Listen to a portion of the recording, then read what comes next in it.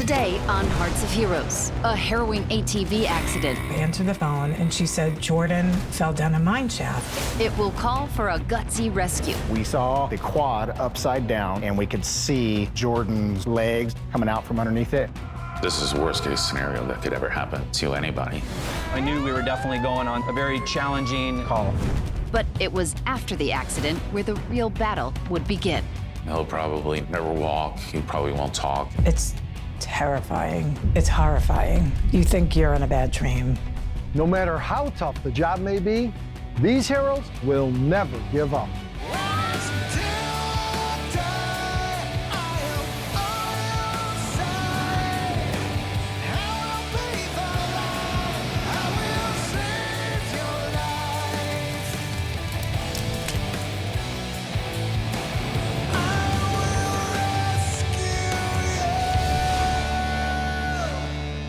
The Arizona desert attracts legions of hikers, cyclists, and off-roaders. But this parched, nearly untouched landscape can also be dangerous. When an ATV rider crashed into a mine shaft, first responders would have to pull off a life-or-death rescue, with one young man's life hanging in the balance. Arizona's vast and rugged desert terrain is a true outdoorsman's paradise.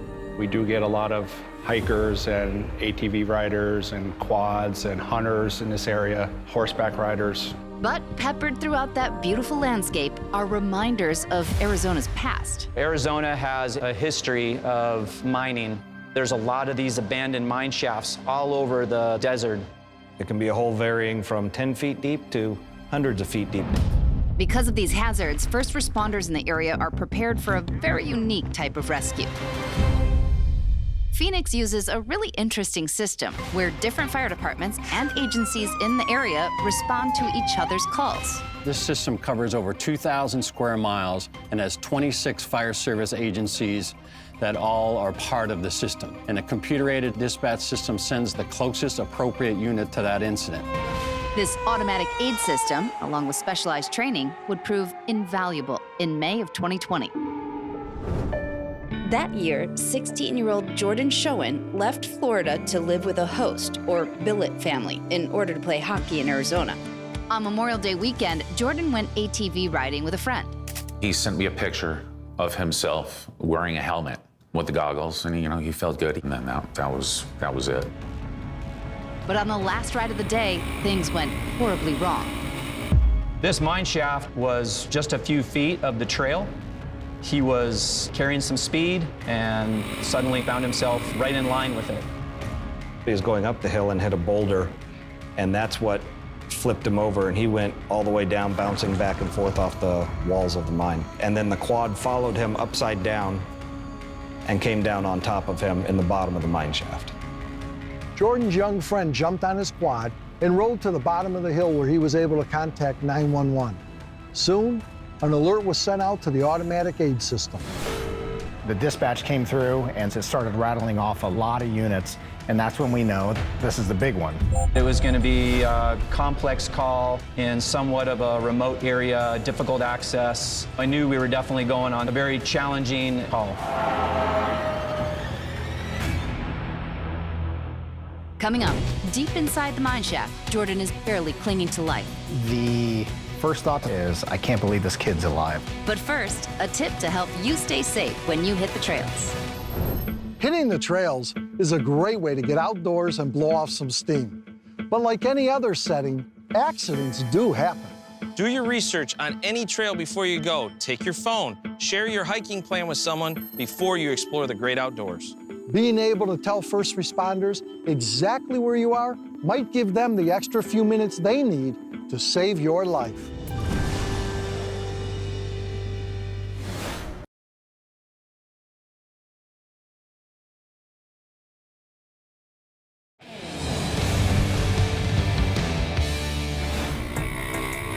Year-old Jordan Schoen was riding an ATV in the Arizona desert when he tumbled down a 40-foot mine shaft with his 800-pound quad crashing on top of him. Many agencies were dispatched, but Jordan was in a very remote location. Captain John Binsbacher was one of the first on the scene. He took his vehicle up that perilous slope and directly to the mine. The First thought that's going through my mind when I see him down there is, I can't believe this kid's alive. Backup began to arrive, but there was a problem. There's not a lot of room up there, so we weren't gonna get a bunch of other vehicles up there. Just then, from his back porch, an unexpected hero saw the commotion. Holly and I, my wife, noticed fire trucks and emergency response vehicles gathering at the trailhead. So we hopped in our side-by-side. We saw a gentleman standing on the trail looking distraught.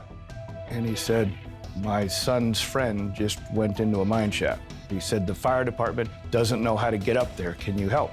I knew exactly which shaft he was talking about.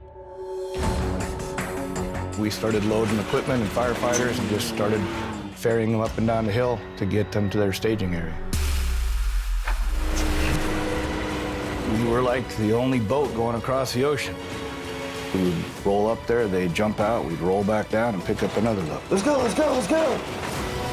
Come on, faster, let's move, let's move, let's move!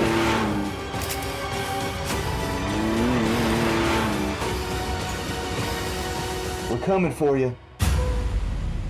With Bill coming up and shuttling the additional personnel we needed was quite a blessing.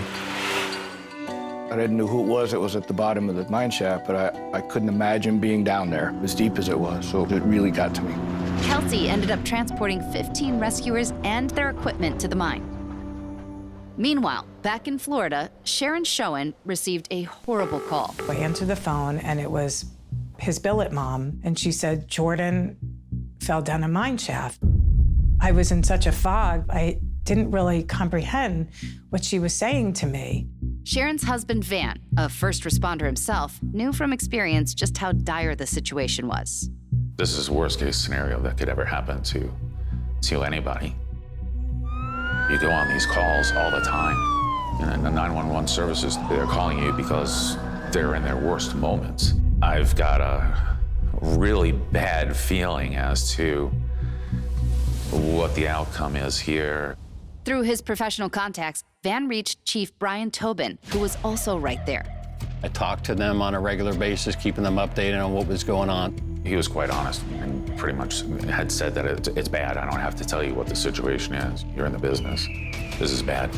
Meanwhile, technical rescue specialist Shane Burdick arrived along with more than 100 first responders. Bobby Dubnow was able to look over and tell us how far deep it was, and then that told us what kind of ropes we needed to use. And then we started setting up our rope system. The depth of these mine shafts is only one of the dangers they pose. First responders need to avoid any potential toxic gases that might be inside of them. So their first step in this rescue was to use an atmospheric monitor to test the air. The air quality was fine, so we found some natural anchors up there, and then they put me on the system and then lowered me down. When I was on my way down, I heard them moaning, and they were painful moans. The gas was still on the quad, so I turned the gas off right away. He was able to kind of shift the weight of that quad enough away from both himself and away from Jordan that gave him enough room to kind of work. Jordan and I had a giant wrestling match to try to get him out from under the quad, first of all, and then onto the board that we were going to use to raise him up. He had head injuries. Head-injured patients can be somewhat combative and disoriented, and that's exactly what he was dealing with, along with the other muscular skeletal injuries. Fortunately, that helmet that he had on saved his life. Shane managed to strap Jordan to the board, and then they pulled him up, vertically, attached to a rope pulley. He was like basically in between my legs, so all I could really do was to push off the well face and then keep him and I from banging into it the whole way up. Once they got up, we got him put on a backboard, and the medics started IVs and gave him some medication. I called Van, and I let him know we got him out of the mine. We're now stabilizing him outside of it. He let us know he's in and out of consciousness. We have to take him down the trail on a 4x4, and then we're gonna load him to the medevac. The thought of whether I had a son or I was bringing him home to bury him was absolutely devastating. Coming up, Jordan is rushed to the hospital with his life at stake. It's terrifying. It's horrifying. You think you're in a bad dream. But first, a safety tip for all you ATV lovers. ATVs are a hugely popular off-road vehicle. There are sometimes dangers you would never expect while riding one. Each year, off-road vehicles account for thousands of injuries. That's why it's so important to wear your helmet and other safety gear while you ride, and always pay attention to your surroundings. Remember, if the terrain doesn't seem safe, it probably isn't.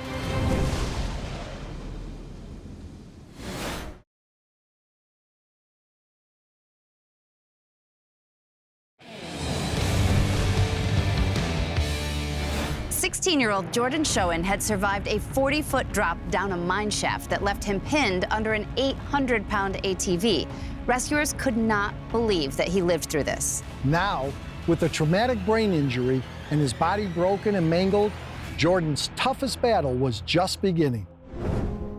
Jordan's injuries included severe brain injury. He had a punctured lung, broken ribs, his spleen, liver, kidney were damaged. His right foot, the tendon was all exposed. Sharon's husband, Van, flew to Arizona to be with Jordan, not knowing exactly what he would find. They're waiting on me because they're gonna take him to surgery. Then I grabbed his hand and I whispered into his ear that Daddy's here and I'm gonna be here when you come back. And I said, everything's gonna be fine. And I was squeezing his hand and we rolled him down the hall. Once Jordan was out of surgery, the doctor gave Van a grim prognosis. She said, well, he most likely will never know who you are. He'll probably never walk. He probably won't talk. He'll be combative 95% of the time, if not 100% of the time. And I'm looking at my son and I'm there alone. I never felt that alone in my life. It was the worst moment of my life. When Jordan regained consciousness, the Schoen's worst fears were realized. He was like, who am I? They were right. He doesn't even know who his father is. I'm like, it's Dad. I'm here. You had an accident. He goes, oh, okay. Am I okay? What happened? Then, to the utter surprise of everyone, something shifted. Started to ask different things. Where's this? And then I asked for his phone. Every teenager is looking for a phone, and this kid asks for a phone. Yeah, okay, this is getting better. Then Jordan said something that gave his dad hope. He whispered to me and he said, I'll come back better. I said, I'll come back better, Dad. Don't worry, I'll get through this. And that's when I knew my kid was gonna come back to me. Still, Jordan's recovery would not be easy. Besides the physical therapy that he needed. Right there. That's like perfect right there. We were taking him to speech therapy multiple times a week.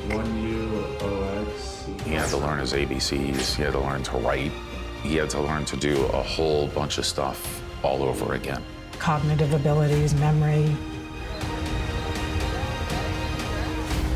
After 2 years of intense therapy, Jordan's recovery is nothing short of miraculous.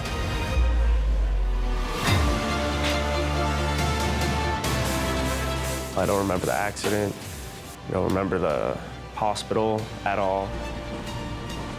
But I do remember when I was in a lot of pain and it was really bad. When you get a brain injury, it affects you emotionally. So what you gotta do is when you're getting those negative thoughts, you manipulate yourself. You just control your mind. It's hard, but that's what worked for me. He's a beast. He's a beast. Jordan doesn't stop till he finishes what he pursues. And he did just the same thing during this whole recovery. Sometimes I had like 2 therapies a day, or 3 sometimes. And then I would go home and I would go in the pool and I would do pool exercises.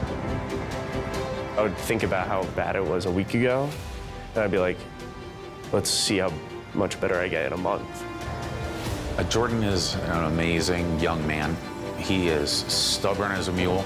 He is steady and will go after whatever he wants. Jordan's monumental recovery surprised everyone. Well, everyone, that is, except Jordan. You just gotta think it's not the end of the world. You just gotta do what you gotta do, I would say. I knew when Jordan said that he was gonna come back better, that he would come back better. He went on to graduate high school, and today we're taking him to his college dormitory to start his sophomore year. I want to impact other people's lives, not just mine, especially the firefighters. I want to start a nonprofit. I want to personally help the fire department out with helping them get equipment for rescues that are like out of the ordinary, like mine. Coming up, Jordan and his family meet the heroes who saved his life, including one surprise reunion.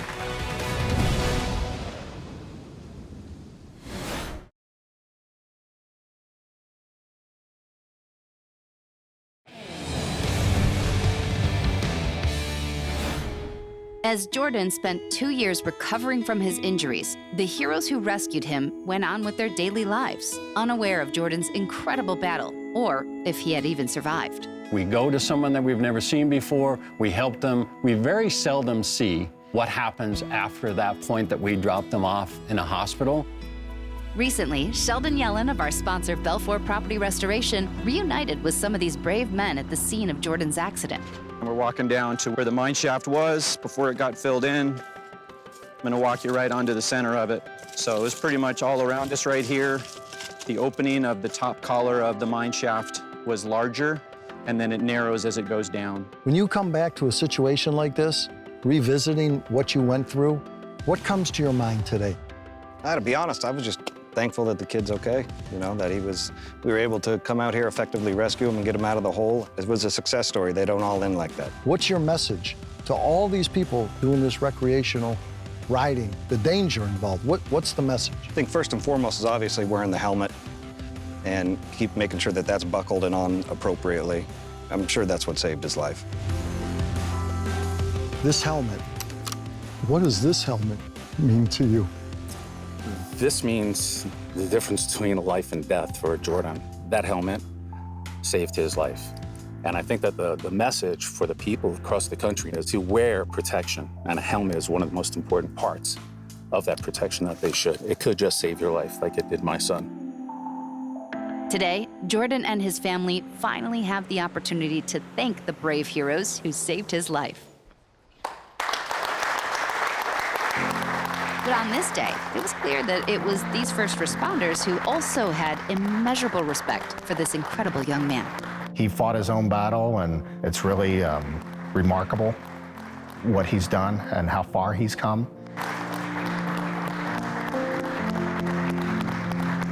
Thank God for you guys. Without you guys, I don't know if I'd be here right now. Thank you, honestly, thank you. I wanted to thank everybody here. Being in the business for so many years, sometimes we feel a little unappreciated, but today, we appreciate you more than ever, and we cannot express the thankfulness that we have for you. We're forever in debt to your heroic, selfless acts. Words can't express the gratitude that our family has for you. So, thank you. Jordan, Van, Sharon, I'm just so happy that we have the opportunity to even come together like this. And I just couldn't be happier and more proud to be a part of it and to just be standing here with all of you. You know what, Bobby speaks so well. I'll just give a hug.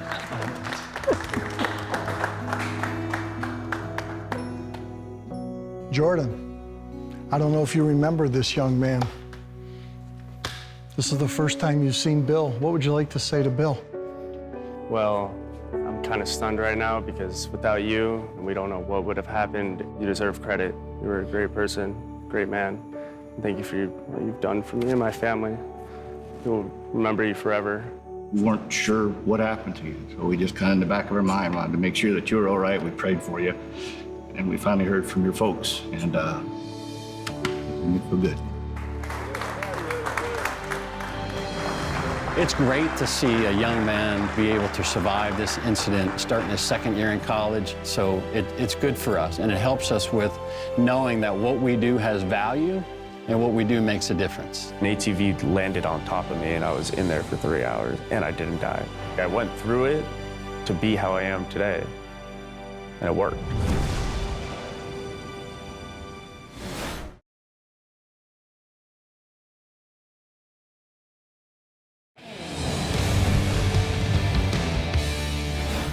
Wow, Jordan truly proved himself to be a young man of incredible spirit and determination, and we applaud him. While there were so many heroes involved in this rescue, Jordan shows us that we can be the hero of our own story as well. Thanks so much for watching Hearts of Heroes. We'll see you next time.